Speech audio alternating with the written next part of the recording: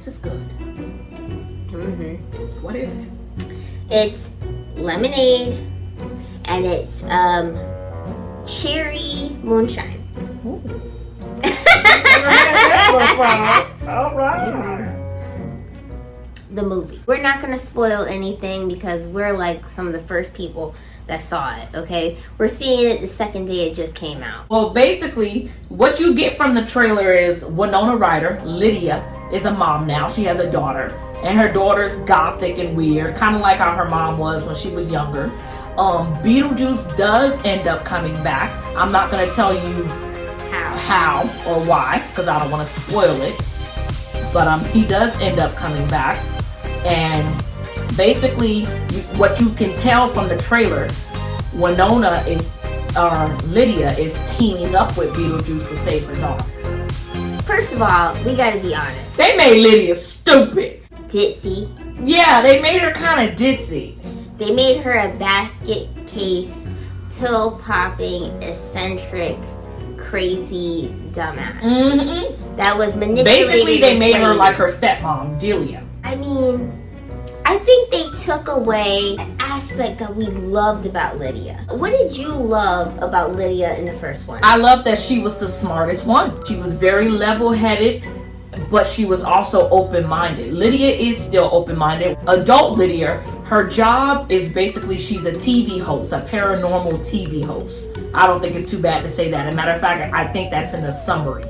That I can see adult Lydia doing, but it's just something about her intelligence scale. They made her seem different.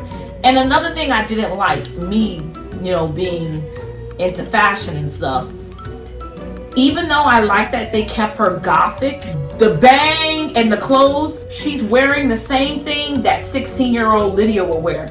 In the movie, Lydia's in her 40s.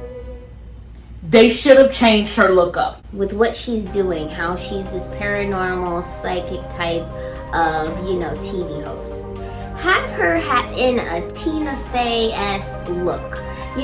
Make her sophisticated, dark, alternative, kind of different. Actually, you know what she could have done?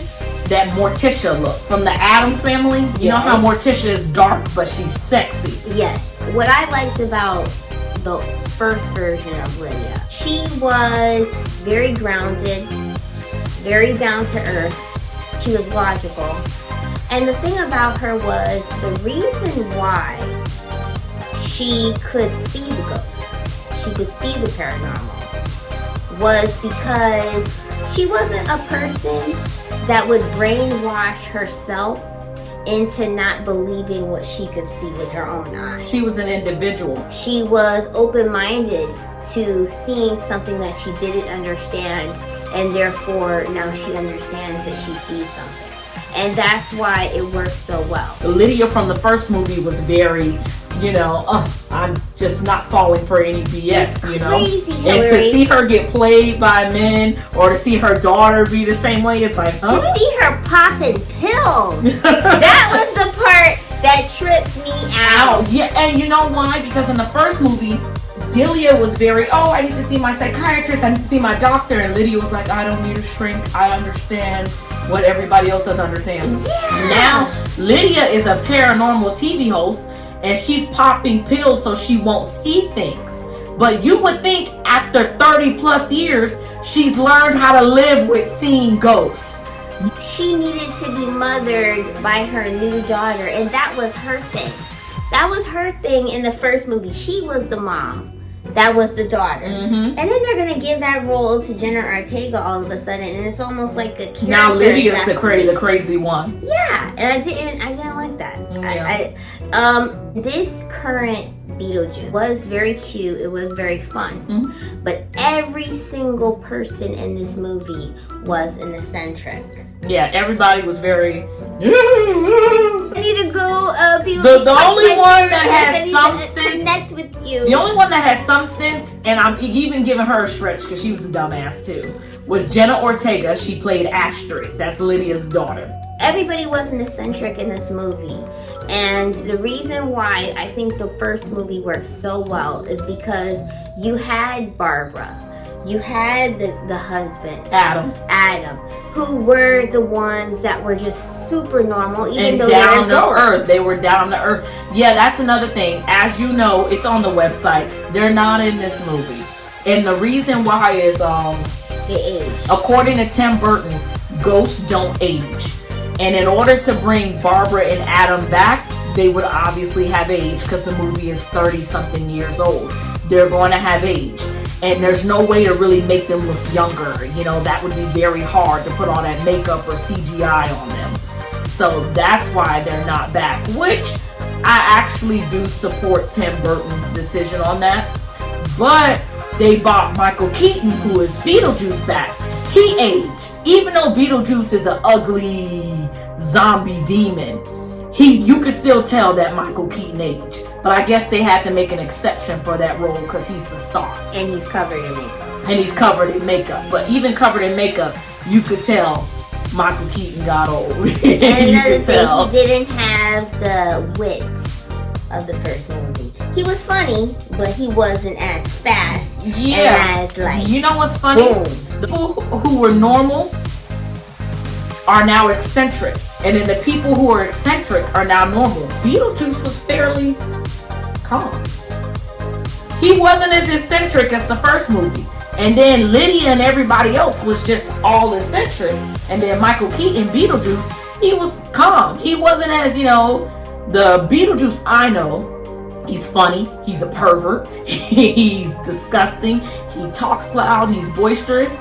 This Beetlejuice was not lame, but a little bit. Take the original Beetlejuice and dial it down maybe 3 notches. Oh, what did we think of, you know, the lady from The Matrix, the one that plays the one with the staples that was chasing Beetlejuice? Her costume. What did we think about her? Her costume was fine. It's okay for her to be in one costume. She had an old Victorian gown. I think you'll see her in the trailer. Yeah, exactly. It's okay. That was okay. Her costume was okay. She didn't need a lot. Her character was very mysterious. And the only thing we'll say is that they should have went more deep. They should have had more of her. She should have had more dialogue explaining why she was there and whatnot. Exactly. Did you feel that nostalgia you felt watching Beetlejuice again? Okay, I have to be honest. Really? It wasn't a bad movie. It wasn't a bad movie. It was good. The nostalgia, I felt some of it. When I saw Lydia with the bang, you know, when I hear them say Beetlejuice's name 3 times, I do feel there's a certain sense of nostalgia you're going to feel because it's an old movie being remade. You know, just like when I watched Hocus Pocus 2 for the first time. That was another movie that it took like 20 plus years to make a sequel for. Yes, I felt some nostalgia, but unfortunately, this happens a lot when they wait too long to make sequels. The characters age, they change, their acting styles change. So it's hard to really embrace what once was. That's why they shouldn't have waited so long to make a sequel. I think a good 5 to 10 years, that would have been enough. It's sad that they didn't do it while Winona was still in her prime. They should have did Beetlejuice sooner than they did. Because I think that they could have did so much with Barbara's character, with Adam's character. I think that they, in combination with Beetlejuice, they were like props for Beetlejuice to kind of show his personality, but it wasn't too weird. And that was the thing that it was weird. It was weird, but it wasn't funny the whole time. It was too weird towards the end. It was like, and you know, and not to contradict ourselves, Tim Burton is a weird guy. So I expect weird gothic movies. But the ending was just, I remember looking at Britney and saying, well, that was stupid. Well, that was stupid. That didn't make any sense. I understand it's a fantasy movie. Not everything has to make sense. For, you know, dead people are walking around and stuff. Of course, it's a fantasy movie. But there has to be some element of sense where it flows together. So I don't think it was a bad movie. I think it was good. It was well done. It just could have been better. Exactly. Oh, the husband. He was barely in it. He was barely in it. He was barely in the movie. I mean, dude, and we didn't even see him for real. So that was kind of interesting. I'll have to do some research on him. I hope he got paid a lot of money to do barely anything, but hey. You guys are going to see Hillary a lot, you know. Love her to death. Love you too. And we're definitely, and this is our favorite time of the year. And we're going to constantly have like a lot of decorations and stuff. And thank you, Hillary, for coming. Thank you for having me. Thank you, guys. This has been fun. All right. We'll see you guys later. And don't forget to subscribe and like the video. All right. Bye-bye.